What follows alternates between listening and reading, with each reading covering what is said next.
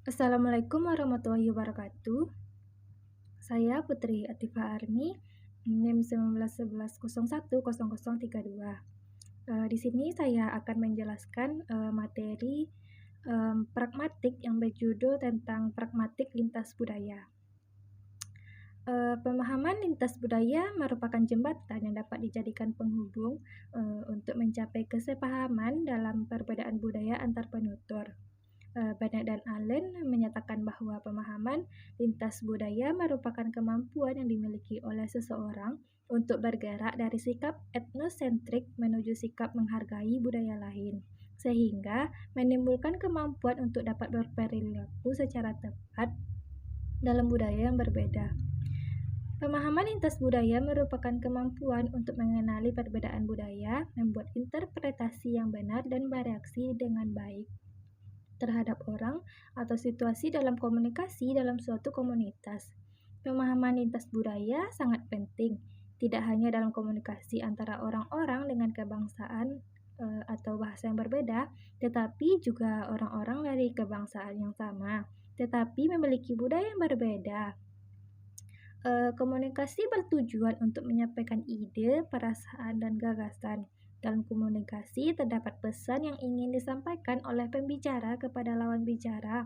Dalam komunikasi tidak selamanya berjalan dengan lancar, sehingga pesan yang disampaikan oleh pembicara tidak dapat diterima dengan baik oleh lawan bicara, bahkan menimbulkan kesalahpahaman antara kedua belah pihak.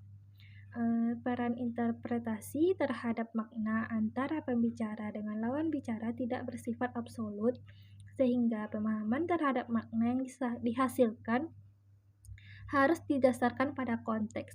Kurangnya pemahaman tentang konteks inilah yang dapat menyebabkan gagalnya komunikasi dan tidak tersampaikannya pesan dengan benar. Oleh karena itu, seseorang tidak hanya dituntut untuk mampu memahami dan menghasilkan bahasa yang benar secara gramatikal saja, tetapi juga memiliki kemampuan untuk menggunakan bentuk bahasa sesuai dengan tujuan komunikasi. Dalam komunikasi lintas budaya dapat digunakan pendekatan terhadap dua jenis budaya dalam berkomunikasi, yaitu high context kultur atau budaya dengan konteks tinggi. Budaya ini sangat bergantung pada isyarat nonverbal dan halus dalam berkomunikasi. Apa yang disampaikan belum tentu maknanya sama dengan yang terungkapkan.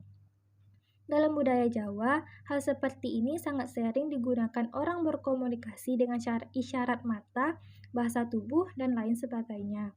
Yang kedua, low context kultur atau budaya dengan konteks rendah. Budaya ini sangat bergantung pada kata-kata untuk menyampaikan makna pada saat berkomunikasi. Apa yang disampaikan maknanya sama dengan ucapan verbal. Oleh karena itu, orang dengan budaya seperti ini akan betul-betul memperhatikan apa yang dibicarakan oleh lawan bicaranya. Dalam masyarakat yang berbeda, orang tidak hanya berbicara dengan bahasa dan dialek yang berbeda, tetapi cara berbicaranya juga berbeda. Menurut Brown dan Levinson, masyarakat memiliki pilihan menyelaraskan hubungan dengan menggunakan tutur sapa dan nilai-nilai yang berbeda untuk mengatur kekuatan, jarak, dan tingkatan komunikasi. Bahasa Inggris Amerika adalah suatu contoh dari rasa hormat simetris sebagai lawannya adalah bahasa Cina yang menyukai rasa hormat. Jika masing-masing penutur tidak mengenal perbedaan budaya pada lawan bicaranya, maka komunikasi lintas budaya sering kacau penggunaannya. Lintas budaya tidak mengacu pada sesuatu hal yang dibuat ke dalam kultur sebagai prestasi artistik dan intelektual, tetapi lebih kepada organisasi sosial dan praktik suatu kelompok masyarakat. Dengan kata lain, kultur mengacu pada kultur antropologi. Perbedaan antar budaya seharusnya tidak dipelajari dalam pengasingan intrakultural. Perbedaan ini bisa dihubungkan dengan berbagai variabel sosial seperti zaman atau jenis kelamin. Budaya bukanlah satu-satunya istilah yang memiliki guna untuk pragmatik lintas budaya, walaupun mendeskripsikannya adalah penting.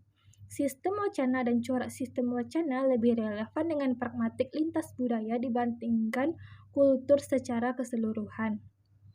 Hal yang penting bukanlah perbedaan dalam budaya, melainkan perbedaan dalam strategi retorika atau seni berbicara.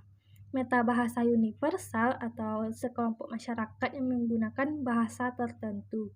Penelitian lintas budaya mengkaji bahasa yang menggambarkan perbedaan-perbedaan kebudayaan atau kultur.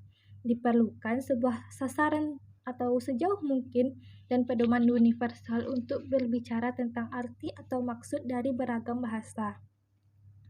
Contoh dari lintas budaya sendiri yaitu seperti di kampung-kampung yang orang-orang tua yang pantang memuji bayi yang baru lahir.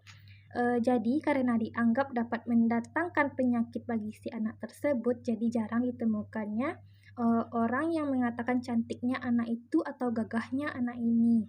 Kemudian di budaya Minangkabau sendiri, kalau kita makan di kedai, terutama di kampung-kampung, orang biasanya berbahasa basi menawarkan orang dengan yang ada di kedai itu untuk ikut makan dengan menggunakan makan udah, adi atau uni. Tuturan ini sejatinya bukanlah ajakan makan yang sesungguhnya, tapi secara pragmatis menunjukkan kesan Tuhan yang ada dalam masyarakat Minangkabau.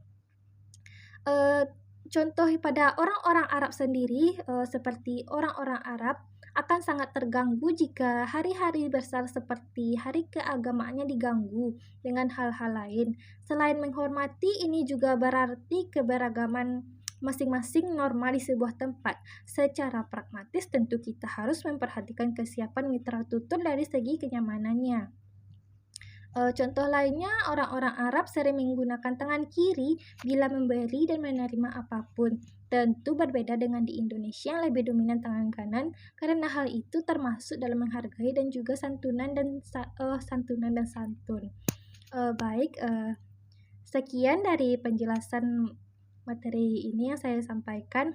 Lebih kurangnya saya mohon maaf. Sekian dari saya. Assalamualaikum warahmatullahi wabarakatuh.